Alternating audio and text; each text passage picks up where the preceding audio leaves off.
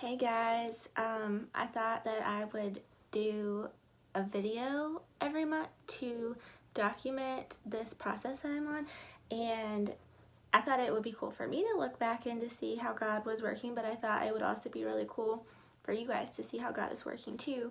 And I don't really know how to edit videos or anything, so this is just going to be me like with my coffee, just sitting here letting you know what's going on. So I kind of just want to start at the beginning.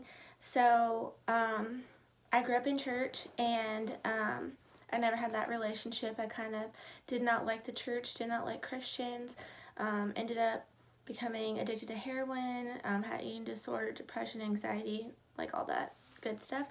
It was really bad. So then I was hopeless, suicidal, and I ended up going to jail for some things that happened.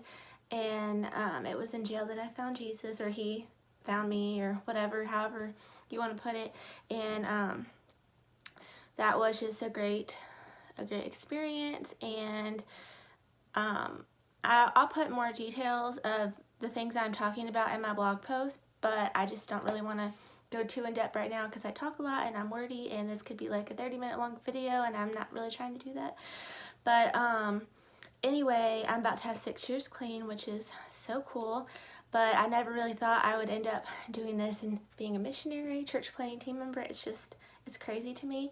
So when I first went to New York, I knew that I wanted to move there eventually, but I thought it would be because I would be a successful like psychiatrist or something, because my degree is a psych major for addiction and recovery counseling.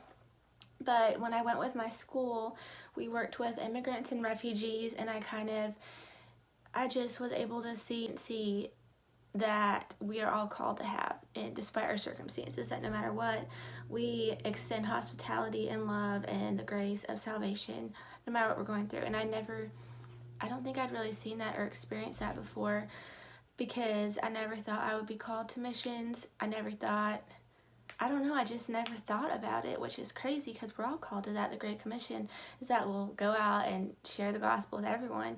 And so yeah, it's a long story, but basically God just orchestrated a series of events that led to me being exposed to that, seeing that, coming home, talking to my pastor, getting connected with the North American Mission Board, city missionary, sharing my story, and here I am. And I'm going to be working with a church planter, Rajan, in Elmhurst at Vines Church. I'll be moving March 2020, hopefully.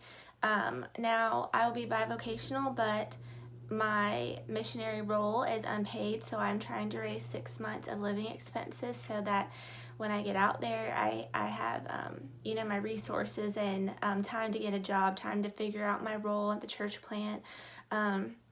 I will be doing for sure women's outreach or women's ministry community outreach, maybe dealing with addiction and recovery, because that's prevalent in the community also. There's a lot of issues within the different diverse cultures in that area. It's a very diverse area. And my church planter, I talked to him the other day, and he updated me, and there's some things in the works that they're praying through, so I'm praying with them or alongside them through all that. So new things could be happening, and it's just so cool to see what God is doing. And the interesting thing is that I found out is that you only have a short amount of time to reach these people, because when the immigrants and refugees first come into America, they're seeking something, hope, a job, security, because they're coming from poverty or persecution or various issues and struggles. And when they feel like they're secure, set, or they have their job, their savings, they move on, and they don't really have that desperation about them anymore. So it's kind of, they don't need the hope of Jesus if they have like a foundation of financial security, which is, I see that in people that I know today that are American English speaking non-believers. But the thing is, the things of this world are temporary, and they can only satisfy and fulfill you for so long, and you're always chasing something else. But anyway, it's really cool because with long-term missions, obviously short-term mission work is so important, because you need to have those people who are called to that to come in and relieve you, and to bring resources and to do things in a a different timing. I don't know how to word that correctly. Different, be more efficient and do things that long-term missionaries can't do just because of the life situation that they're in.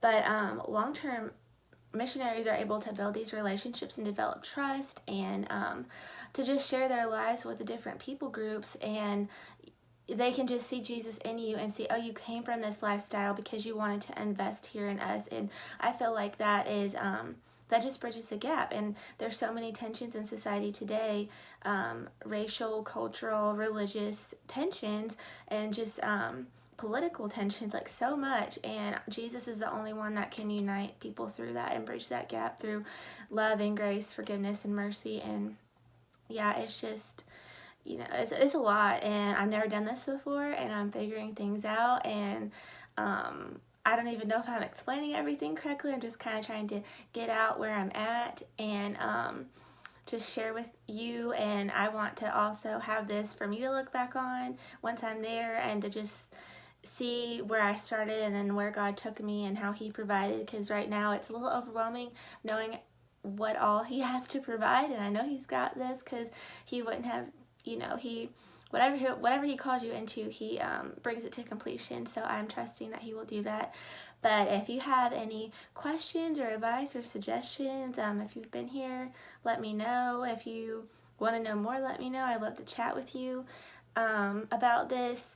I'm working on a newsletter, and so if you want to be included in that or subscribe to that, just send me your email, and I'm going to try to put a lot more details in my blog post so that it's more concise than this.